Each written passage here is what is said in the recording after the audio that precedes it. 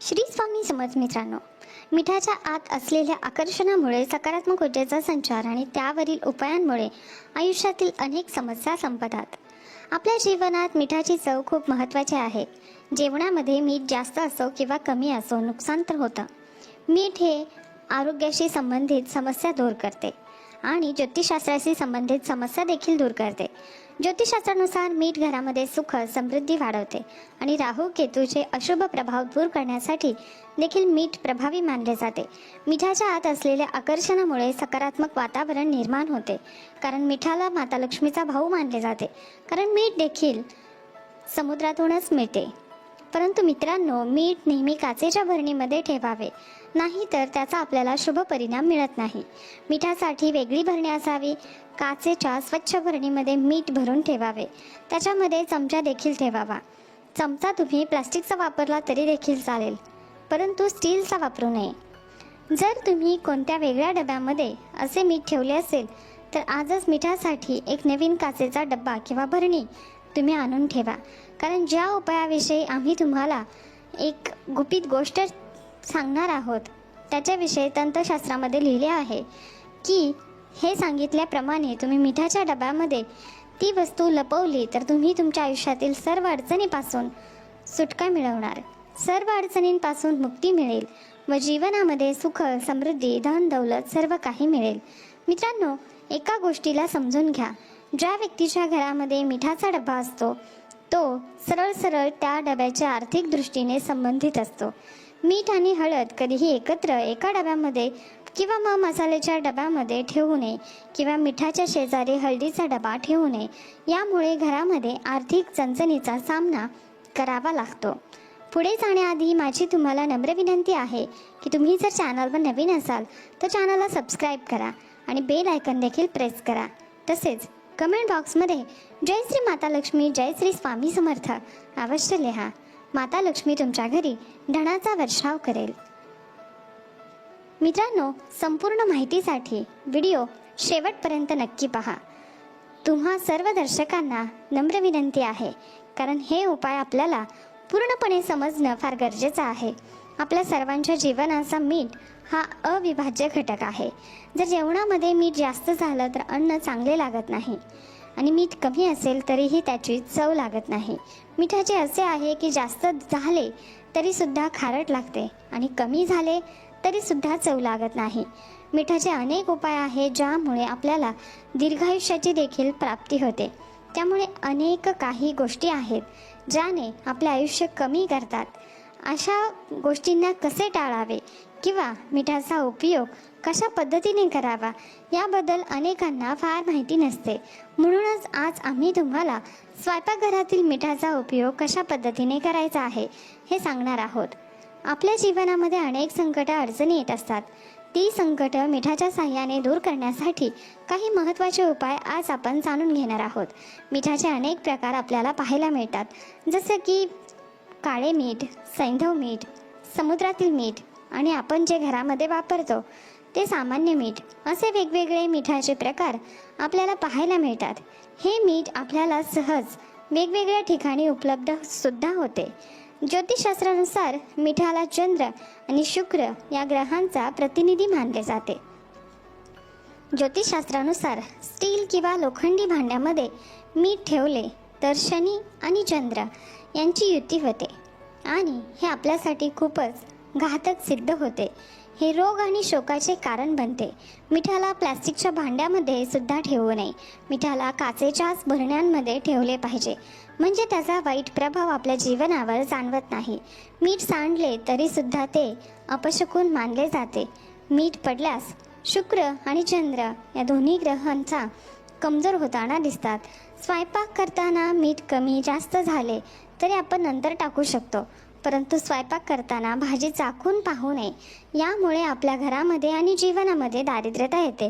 भगवंताला नैवेद्य दाखवल्याशिवाय आपण अन्न खाऊ नये.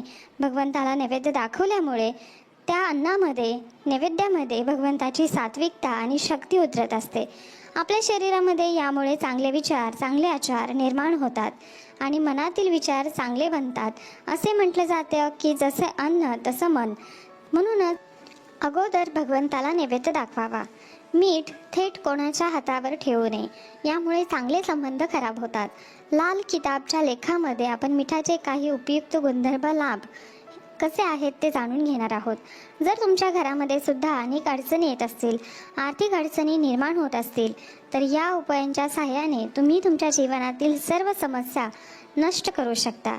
त्याआधी व्हिडिओला एक लाईक करा आणि त्याचबरोबर माता लक्ष्मीची कृपादृष्टीसुद्धा तुमच्यावर प्राप्त होणार आहे, म्हणून एक कमेंटसुद्धा नक्की करा. तर पहिला उपाय म्हणजे आपल्याला आधी काळे मीठ घ्यायचे आहे. ते नीट एखाद्या लाल कपड्यामध्ये ठेवून त्याची एक पुरचुंडी म्हणजे गाठ बांधून आपल्याला बनवायची आहे. ही पुरचुंडी आपल्याला मुख्य प्रवेशद्वाराजवळ लावायची आहे. यामुळे तुमच्या घरामध्ये नकारात्मक ऊर्जा प्रवेश करणार नाही. काळ्या मिठाची पुडी जर तुम्ही तुमच्या तिजोरीवर ठेवली तर यामुळे तुमच्या घरामध्ये पैशामध्ये वाढ होईल. यामुळे तुमची तिजोरी नेहमी पैशाने भरलेली असेल व माता महालक्ष्मीची कृपासुद्धा तुमच्यावर सदैव राहील. या उपायाने नेहमी आपल्या घरामध्ये सुख शांती वास्तव्य करत असते. जर कुटुंबातील सदस्यांमध्ये सतत वाद किंवा भांडणे होत असतील तर दररोज पाण्यात मीठ टाकून संपूर्ण घर पुसून घ्यावे. असं केल्याने घरातील नकारात्मक ऊर्जा नष्ट होते. मात्र गुरुवारच्या दिवशी हा उपाय करू नये. वातावरणामध्ये शुद्धता वाढते. यामुळे कुटुंबातील सदस्यांमध्ये परस्पर प्रेम टिकून राहते. ते नेहमी एकमेकांना साथ देतात. जर तुम्ही हा उपाय रोज करू शकत नसाल तर किमान मंगळवारी तरी करावा. त्यानंतर दुसरा उपाय, आपल्याला एक काचेची बाटली घ्यायची आहे.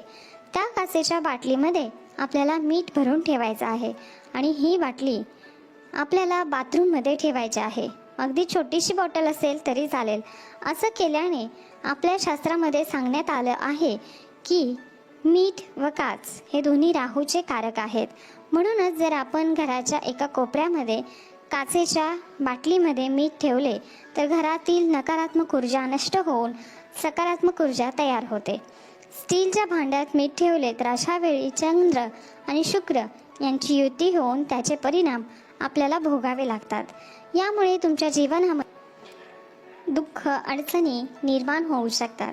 घरामध्ये नेहमी पैसा खेळता राहावा तसेच नवीन पैसा सतत येत राहावा असं वाटत असेल तर एक काचेचा ग्लास किंवा मग छोटीशी भरणी घेऊन त्यामध्ये मीठ ठेवा आणि ही मिठाने भरलेला ग्लास किंवा भरणी आपल्याला घराच्या नैऋत्य कोपऱ्यात ठेवायचा आहे.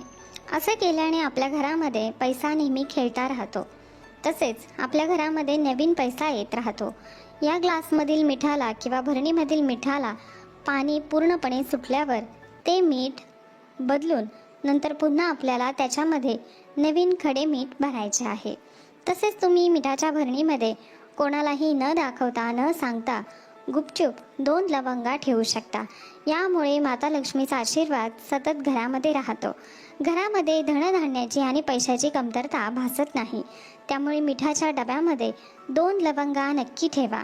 लवंगा साबूत असाव्यात, त्यावरची फुलं देखील असावेत. तुटलेल्या लवंगा किंवा अर्ध्या असलेल्या लवंगा ठेवू नयेत. त्याचबरोबर जर तुम्ही तुमच्या बाथरूममध्ये कोणतीही नकारात्मक ऊर्जा असेल अशा वेळी आपल्याला बाथरूममध्ये समुद्री मीठ ठेवायचं आहे. यामुळे तुमच्या बाथरूममधील वास्तुदोष पूर्णपणे दूर होऊन जाईल. जर तुमच्या घरातील बाथरूम चुकीच्या दिशेला असेल तर बाथरूमच्या उंबरठ्यावर लाल रंगाने जाड रेषा काढावी. यामुळे घरामध्ये असलेला वास्तुदोष देखील खूप मोठ्या प्रमाणात कमी होतो. जर तुमच्या बालकाला नजर लागली असेल तर अशा वेळी चिमूटभर मीठ घेऊन त्याच्या अंगावरून ओवाळून ते मीठ वाहत्या पाण्यामध्ये सोडून द्यावे. जर आपल्याला व्यक्तिगत नजर लागली आहे असं वाटत असेल तर अशा वेळीसुद्धा मूठभर समुद्र मीठ घेऊन आपल्या अंगावरून 3 ते 4 वेळा फिरवावे आणि त्यानंतर हे मीठ शौचालयामध्ये फेकून द्यावे. असं केल्याने आपल्याला जर कोणाची नजर लागली असेल तर ती नजर निघून जाते. अनेक वेळा वास्तुदोष दूर करण्यासाठी सुद्धा मिठाचा उपयोग केला जातो. जे काही उपायांनी आपण दूर करू शकतो असे दोष असतात ते दोष दूर होतात. जर तुम्हाला तुमच्या वास्तूमध्ये नेहमी उदास वाटत असेल तर अशा वेळी आपल्याला दोन्ही हातामध्ये मीठ घेऊन उभे राहायचे आहे आणि त्यानंतर हे मीठ घराच्या 4 कोपऱ्यात फिरवून घराची दृष्ट काढायची आहे आणि त्यानंतर हे मीठ बेसिंगमध्ये पाण्याचा नळ चालू करून पूर्णपणे वाहून द्यायचे आहे. असं केल्याने आपल्या घरातील वास्तुदोष संपूर्णपणे दूर होतो. मित्रांनो, हा माहितीपूर्ण व्हिडिओ तुम्हाला आवडला असेल तर एक लाईक नक्की करा. आपल्या मित्रांबरोबर शेअर करायला विसरू नका. तसेच कमेंट बॉक्समध्ये श्री स्वामी समर्थ नक्की लिहा. धन्यवाद. श्री स्वामी समर्थ. संपूर्ण व्हिडिओ पाहिल्याबद्दल मनापासून आभारी आहे.